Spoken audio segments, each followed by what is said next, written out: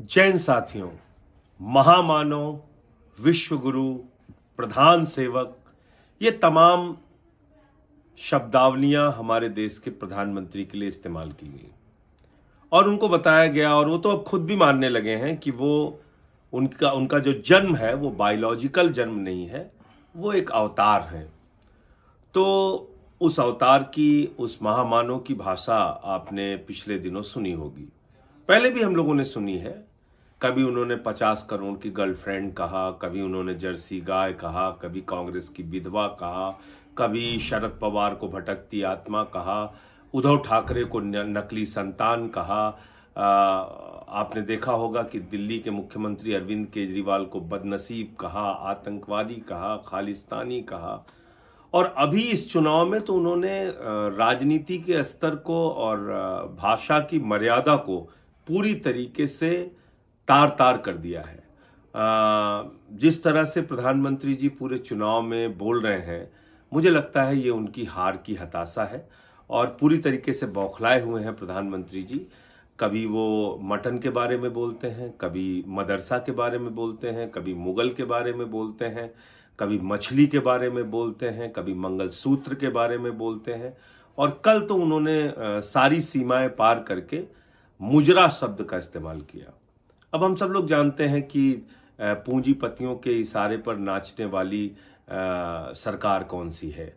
देश की मौजूदा सरकार किस तरह से पूंजीपतियों के इशारे पर नाचती है, सब जानते हैं। तो मुजरा शब्द का उन्होंने कल प्रधानमंत्री जी ने इस्तेमाल किया, वो भी विपक्ष के लिए। मैं प्रधानमंत्री जी से कहना चाहता हूं, प्रधानमंत्री जी आप चुनाव हार रहे हैं, बुरी तरीके से आप चुनाव हार रहे हैं, और जितना समय बीतता जा रहा है उतना आप अपने आप को एक्सपोज कर रहे हैं, पूरे देश के सामने अपनी असलियत आप खोलकर रख दे रहे हैं।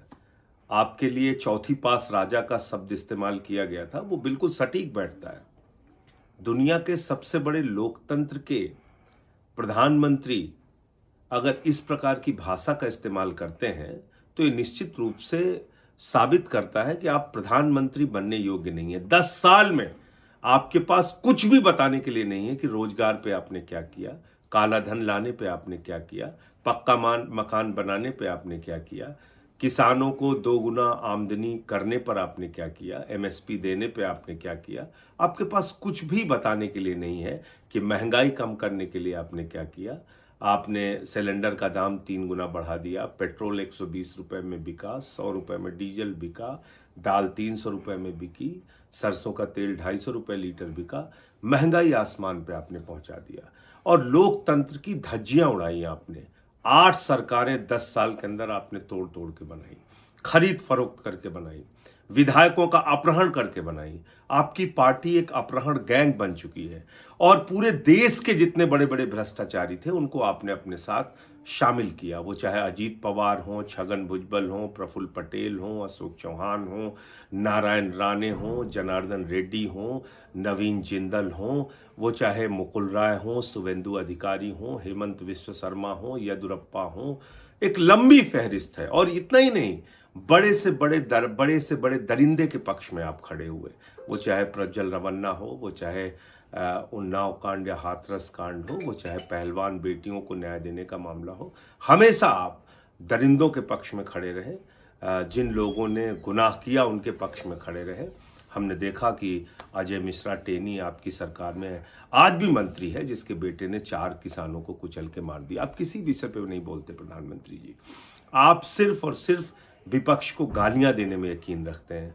तो मैं तो अब बीजेपी के समर्थकों को, भक्तों को कहना चाहूंगा, कान में रुई लगा के जाना, सभा में कानों में रुई लगा के जाना, क्योंकि अब सिर्फ माँ बहन की गाली बाकी रह गई है। माँ से मटन हो गया, माँ से मछली हो गया, माँ से मंगलसूत्र हो गया, माँ से मदरसा हो गया, माँ से मुगल हो गया, माँ से मुजरा हो गया। अब माँ से माँ बहन की गालियां बाकी रह गई हैं। तो मैं भक्तों से और जो मोदी जी के समर्थक हैं उनसे मैं ये कहना चाहता हूं कि माँ से मोदी मोदी मोदी मोदी करते रहते हो, कहीं माँ से माँ की गाली ना आपको दे दे मोदी जी। इसलिए सभाओं में थोड़ा संभल के और बच के जाइएगा। जो असल मसला है उस पर अब आते हैं। हम लोगों ने क्या कहा बार बार कि प्रधानमंत्री जी भारत के संविधान को खत्म करना चाहते हैं, आरएसएस भारत के संविधान को खत्म करना चाहती है। आरएसएस आरक्षण को खत्म करना चाहती है। दलितों, पिछड़ों और आदिवासियों का आरक्षण इस देश में खत्म होगा अगर गलती से 2024 में प्रधानमंत्री नरेंद्र मोदी जीत गए। यही बार बार कह रहे हैं हम लोग। और इसमें क्या गलत है? क्यों इतना बौखलाए हुए प्रधानमंत्री जी? आपकी असलियत हमने देश के सामने खोल दी, तो आप बौखला कर कुछ भी बोले जा रहे हैं।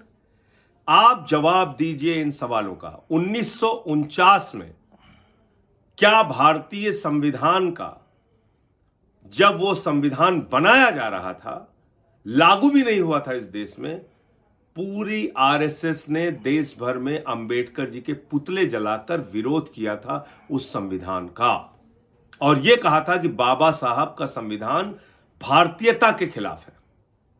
पढ़ लीजिए, तो इतिहास के पन्नों में दर्ज है। अगर मैं कुछ झूठ बोल रहा हूं तो बताइए, इसका जवाब दीजिए प्रधानमंत्री जी। आप प्रधानमंत्री जी बताइए कि क्या 1989 में जब मंडल कमीशन आया था, जब पिछड़े वर्ग के लोगों को आरक्षण दिया जा रहा था, तो आपकी पार्टी ने पूरे देश के अंदर खुलेआम विरोध किया मंडल कमीशन का, खुलेआम पिछड़ों के आरक्षण का विरोध किया, और इतना विरोध किया कि आपने विश्वनाथ प्रताप सिंह की सरकार आपकी पार्टी ने गिरा दी, जो उस समय के तत्कालीन प्रधानमंत्री थे स्वर्गीय विश्वनाथ प्रताप सिंह जी, और उनकी सरकार आपने गिरा दी। इतना ही नहीं किया आपने, 2015 में बिहार के चुनाव में आरएसएस के प्रमुख, आरएसएस तो आप लोगों का माई बाप है, उसके प्रमुख मोहन भागवत ने कहा आरक्षण खत्म होना चाहिए। मनमोहन वैद्य जो संयुक्त राष्ट्रीय महासचिव हैं आरएसएस के, उन मनमोहन वैद्य ने कहा आरक्षण से अलगाववाद फैलता है।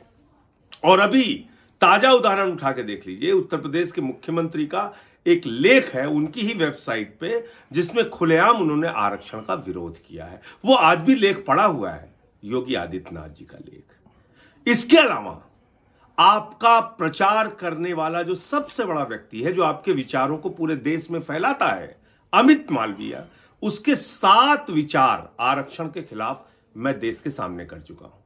अपने ट्वीट के माध्यम से उसने 1-2 बार नहीं 7 बार आरक्षण का विरोध किया, और कैसे विरोध किया है वो मैंने सामने रखा है। उसने एसटी, एससी, ओबीसी के आरक्षण का खुलेआम विरोध किया और कहा कि ये खत्म होना चाहिए। उसने महिला आरक्षण का विरोध किया, कहा कि ये खत्म होना चाहिए। अमित मालवीय कौन है? आपके विचारों को प्रचारित करने वाला व्यक्ति। इसके अलावा तेजस्वी सूर्या, वो क्या कहता है आपका सांसद? वो कहता आरक्षण एक गंदा दलदल है, आरक्षण खत्म होना चाहिए। और प्रधानमंत्री जी, आपके राज में पूरे देश के विश्वविद्यालयों में आरक्षण को आपने कुचल के कूड़ेदान में डाल दिया। आपने ओबीसी, दलित, आदिवासी का आरक्षण खत्म किया विश्वविद्यालय। मेरा सीधा आरोप है, अगर बीजेपी के लोगों के पास इसका जवाब है तो इसका जवाब दीजिए। अब आते हैं संविधान के ऊपर। संविधान के बारे में मैंने तो नहीं कहा, आपके खुद के सांसद लल्लू सिंह ने कहा 400 सीट चाहिए, संविधान खत्म करना है। ज्योति मिर्धा जो आपकी प्रत्याशी थी राजस्थान से बीजेपी की, उन्होंने कहा 400 सीट चाहिए, संविधान खत्म करना है। अरुण गोविल जी जो मेरठ से प्रत्याशी थे, उन्होंने कहा 400 सीट चाहिए, संविधान खत्म करना है। दिया कुमारी जो आपकी डेप्यूटी चीफ मिनिस्टर हैं, उन्होंने कहा 400 सीट चाहिए, संविधान खत्म करना है। अनंत हेगड़े जो आपके केंद्रीय मंत्री थे, उन्होंने कहा 400 सीट चाहिए, संविधान खत्म करना है। आप देश के संविधान को खत्म करना चाहते हैं, आरक्षण को खत्म करना चाहते हैं। ये आपकी सच्चाई है, ये आपकी इस असलियत को पूरे देश के सामने इंडिया गठबंधन के नेताओं ने खोल कर रख दिया है, और इसी के कारण आप बौखलाए हुए हैं, विपक्ष के लोगों को गालियां दे रहे हैं। गालियां देने से काम नहीं चलेगा प्रधानमंत्री जी, आप इन सवालों का जवाब दीजिए। बाबा साहब के संविधान का आरएसएस ने विरोध क्यों किया था? 1989 में मंडल कमीशन का विरोध क्यों किया था? जातीय जनगणना का विरोध आपने और आपकी पार्टी ने क्यों किया? संविधान का विरोध आपके सांसदों ने क्यों किया? इन सारे मसलों का एक एक करके जवाब दीजिए, और विश्वविद्यालयों में आरक्षण को आपने खत्म क्यों किया, इसका जवाब दीजिए। और इसका भी जवाब दीजिए कि केंद्र सरकार की नौकरियों में, केंद्रीय मंत्रालयों में कितने सेक्रेटरी लेवल के अधिकारी दलित, पिछड़ा, आदिवासी हैं। आप सवालों का जवाब नहीं देते, आप गाली गलौज की भाषा का इस्तेमाल करते हैं। तो मैं प्रधानमंत्री जी आपसे कहना चाहता हूं, आप कितनी भी गाली गलौज कर लीजिए, आपकी असलियत अब पूरा देश जान चुका है, और आप आरक्षण खत्म करेंगे संविधान खत्म करेंगे और मैं तो यहां तक कह रहा हूं आप चुनाव भी खत्म करेंगे। सूरत में आपने चुनाव खत्म किया, बगैर चुनाव के बीजेपी वहां जीत गई। अरुणाचल प्रदेश में आपने चुनाव खत्म किया, 10 विधायक बगैर चुनाव के वहां जीत गए। इंदौर में आपने कांग्रेस पार्टी के कैंडिडेट का अपहरण किया। आप पार्टी नहीं, अपहरण गैंग बन चुके हैं। आपकी पार्टी चोर पार्टी है। मैं ये सीधे तौर पे कहना चाहता हूं। आपने उद्धव ठाकरे की तीर कमान चुरा ली, आपने शरद पवार की घड़ी चुरा ली, आपने चंडीगढ़ के अंदर जो मेयर जीता हुआ था उसके वोट आपने चुरा लिए। इंडिया गठबंधन का जो मेयर जीता हुआ था आम आदमी पार्टी का, ये तो धन्यवाद है सुप्रीम कोर्ट का, उन्होंने लोकतंत्र की रक्षा की। तो इसलिए प्रधानमंत्री जी, मैं फिर दोहरा रहा हूं, 1 नहीं, 2 नहीं, 3 नहीं, 100 बार आपसे सवाल पूछूंगा। आपने आरक्षण इस देश में खत्म क्यों किया? विश्वविद्यालयों के अंदर संविधान खत्म करने की आपकी योजना आरएसएस की और आपकी योजना क्यों है?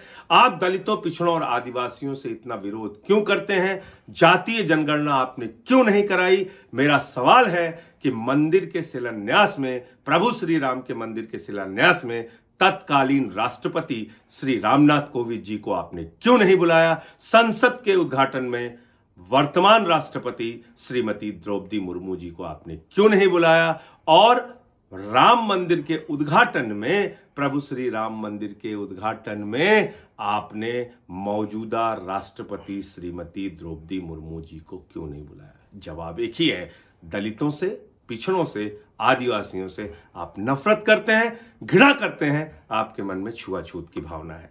इसलिए आपको इस देश का आदिवासी, दलित, पिछड़ा, इस देश का आम आदमी जो महंगाई से, बेरोजगारी से, संविधान खत्म करने की आपकी योजना से, आपके आरक्षण खत्म करने की योजना से वाकिफ हो चुका है, उसको मालूम चल चुका है आपकी असलियत, वो आपके खिलाफ वोट करेगा, आपको हराएगा। जय हिंद, इंकलाब जिंदाबाद।